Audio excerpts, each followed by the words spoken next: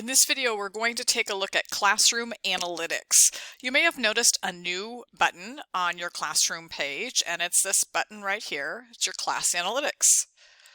Class Analytics will allow you to get a centralized view on classroom activity data for each class you teach, and you will easily be able to identify which students might need extra support. So here we are on the Classroom Analytics page for this particular classroom.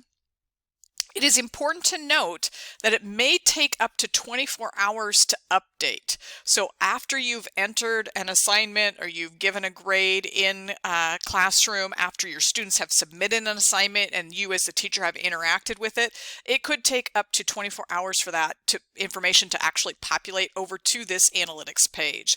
But what we can see here, we can specify the date range that we want to look at for this particular class. We can see the assignment completion. We can, which shows a percentage of all assignments that were due during the time period that were turned in by the students. We can see the average grade for all graded classroom assignments due in the time period. It is important to note that these are grades only within Google Classroom. There is no tie to Infinite Campus, our student information system, with grades at this time. We can also see the number of students who were active during this particular time period.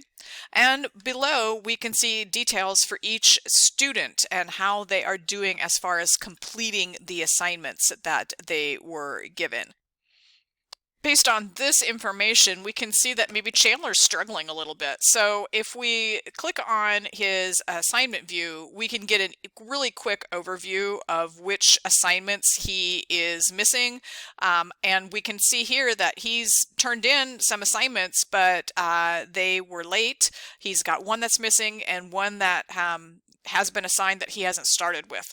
So the Analytics tab in Google Classroom can be really helpful for you, and keeping track of how your students are doing can give you some insights into who might need help. But remember, it could take up to 24 hours for a grade and for that information to populate over here to the Analytics tab.